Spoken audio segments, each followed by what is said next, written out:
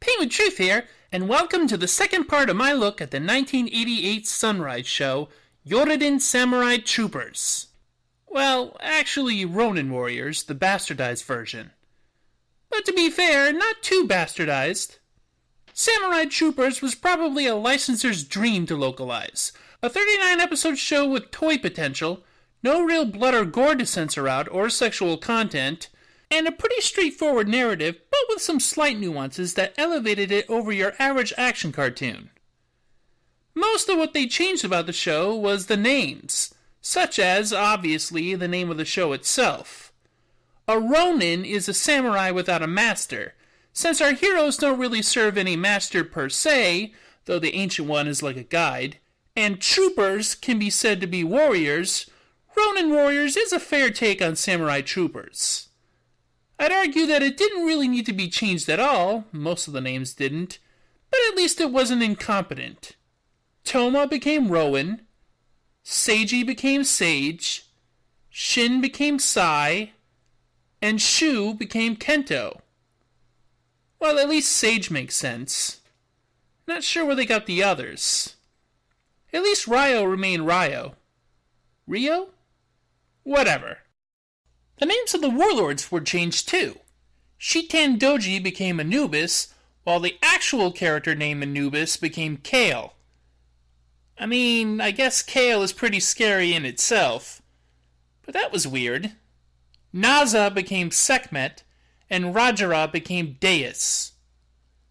But other than the name changes, the script was by and large the same. Not a lot of huge changes in the dialogue. Except maybe in the scene that explains the Inferno armor, wherein the show adds in a legend about a warrior named Hariel, who first wore it. This is, as I've read anyway, because it made it easier to sell a separate figure for the Inferno armor instead of two Ryo figures. It's a pretty shameless marketing move. As for the voice acting in the show, well, I'll get to that in the mid-year English dub video. In historical context, though, Ronin Warriors was a far more accurate dub than some of its contemporaries, like DBZ's dub at the time, or Sailor Moon's. The character motivations all remained the same, and entire swaths of dialogue weren't completely rewritten. Tulpa offers unimaginable gifts. The Dark Warlords. You've seen what they can do, but Tulpa lets me do so much more. So, young Ronin Warriors, consider yourselves lucky to have me as your guide. But let's get back to where I left off in the first part. Lady Kayura, and the second major arc of the show. Talpa's Lady Warrior, Kayura, is at least on par with the Warlords, if not more powerful, much to their disconcertment. It usually takes the Inferno armor to even challenge her, but even then she's a crafty one. Add to that the fact that Sai, Sage, and Kento spend much of this part of the show imprisoned in the Netherworld, and it's a long and tough road for Ryo and Rowan, and she's at every turn. It makes you wonder why Talpa didn't send her out the first time he took over Tokyo. And come to think of it, if he needs the other armors to form his body, how does he have a full body in the second major arc? And what exactly does our world remember about the first takeover? Surely somebody would have gotten footage of those events. And what's with... but I digress.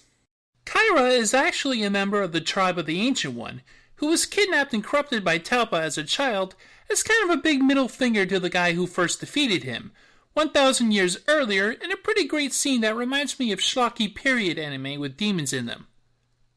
He keeps her under control with an amulet she wears around her neck. When Anubis makes his transfer to full-time Ancient One number 2, his biggest goal becomes to bring her back from the side of evil. Which... I don't want to talk about it now. Instead, let's talk about how Ryo and Rowan spend around 8 episodes fighting the Dynasty in the Netherworld without the other guys. I'm serious, it's just red and blue for several episodes, scrapping their way to the heart of the Netherworld while being absurdly outnumbered, until they eventually free their comrades. Maybe they could have cut that down a little so the rest of them would have time to develop a little more. But like I said, this is more plot and concept driven than it is character driven. By the way, the Netherworld is really boss looking. I mean, it's terrifying, but also kind of beautiful. The sky is golden. Stop making it look cool, show. I bet you'd only be able to get 2 bars at the most there, though. And I hear the HOA is just the worst. I'd be remiss if I didn't mention the sound design and the music of the series, which is pretty noteworthy. The background music isn't usually more than catchy at best, but it's often shorthand for a character's attitude, carrying much of the weight for the thin development. It's a fun soundtrack, but it's nothing outstanding, though I think the 2 Japanese opening themes were a lot better and memorable than the exposition-laden Ronin Warriors theme.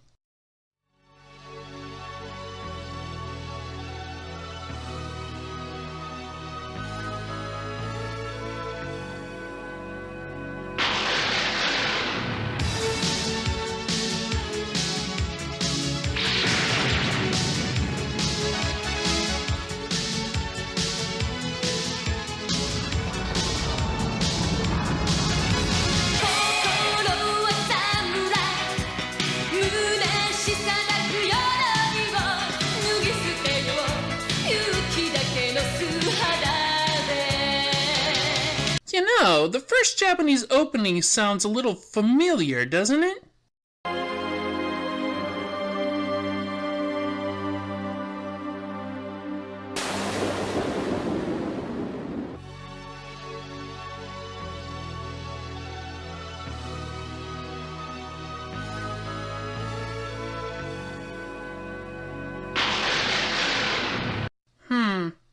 Well, that's awkward. But you know, the sound effects are pretty noteworthy. I enjoy all the metal sounds, especially the armor's movements and the weapons in use. I don't usually note sound effects in my reviews, but there's just something so satisfying about those sounds. The rest of the production is hit or miss, as you can probably tell by now, but I do love the design and color schemes of the armors, and certain exteriors and aesthetics. And it pops a lot more when you watch the Blu-rays, though I've had to time Ronin Warriors audio to the Samurai Troopers footage, which is no small feat. Back in the day, I had the DVD box set where the discs were double-sided. One side had Ronin Warriors and the other Samurai Troopers. I wore out those discs from rewatching them so often. Now I rarely watch either version, but it's nice to revisit the show now and then. You can get Samurai Troopers on DVD from Discotek, but I'm still holding out for a domestic release of the Samurai Troopers Blu-rays. Let's see, what else did I want to talk about? Oh yeah! The show has one of the best final episodes I've seen in anime. Spoilers, though, come on, it's been ages. So in the previous episode,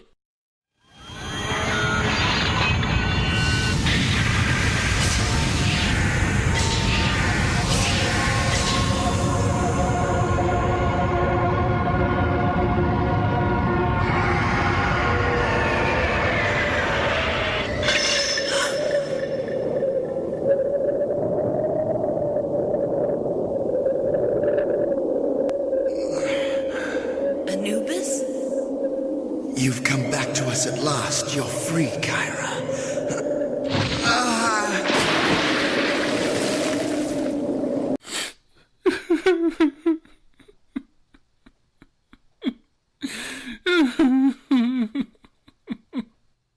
So anyway, in the final episode, Kayura and the warlords rebel against Talpa, while the Ronin Warriors fight through hordes of soldiers so they can reunite again, having been separated. We got Rowan hijacking one of those floating ships. Sage joins him. Ryo, Sai, and Kento riding on horses. The tower to merge the netherworld with the human one being finished. Humans being absorbed into the tower. Our heroes following Talpa back to Tokyo. And a neat final battle on a rooftop. Ryo and Talpa do that running sideways thing you sometimes see in anime. I don't know what it's called, but I love it. The two combatants reach an impasse, and the evil emperor tries absorbing the Inferno armor. Ryo was happy to oblige him, but only so he could control Talpa from the inside and leave him ripe for final blows from his comrades.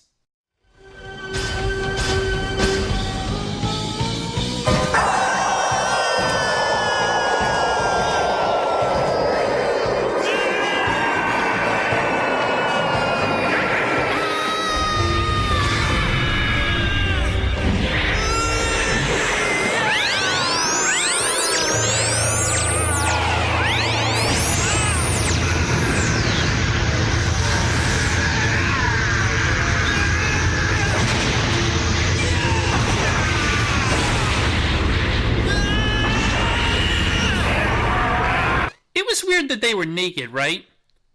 Anyway, Raya was saved by the MacGuffin jewel they obtained, and the day is once again saved. The reformed Kayura and the warlords tell our heroes that they intend to change the netherworld for the better. Our boys are suddenly playing around in pretty boss Letterman jackets, and the world goes back to normal. Somehow. So, granted, they could have done a little more cleanup in terms of how everybody just seems to forget the whole demon invasion of the city, but I guess when you live in Tokyo, you just kind of put up with that crap. Other than that, I love the ending. All the major players have lines and actually get to do something. There are some truly impressive establishment shots, and as short as it is, Ryo's final battle with Talpa is good too. While the second major arc can seem a bit superfluous, or at least too wandering, the final episodes of the series really wrap things up nicely. It's too bad we never see Kayura or the warlords in the OVAs.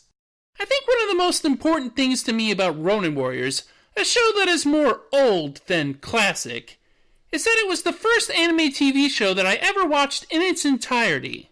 Maybe DBZ was more of the fuse lighter in the long run, but Ronin Warriors made the sparks at the start of my anime fandom, and for that I'll forever be grateful for it.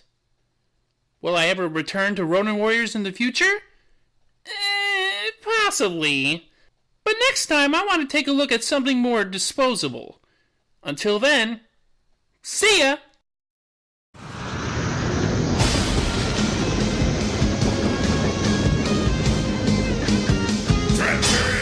You are mine! Look, Mia! It's Ryu's armor! He did it! The 5 armors have joined together. Tulpa, now you know the human spirit is not so easy to defeat.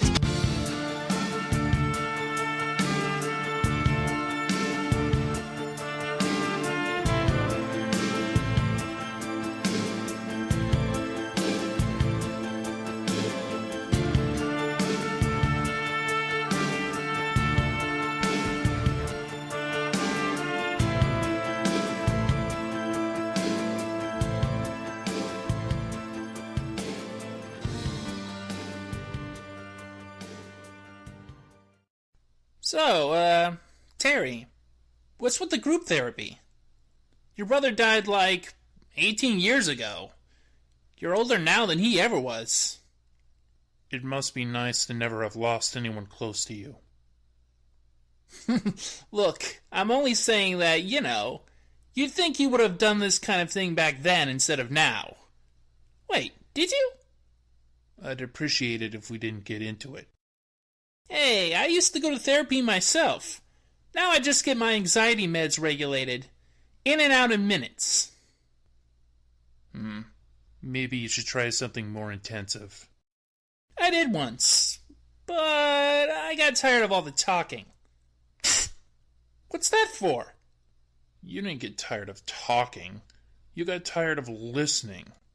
Because then you might have to hear something you didn't want to hear. And do something you didn't want to do.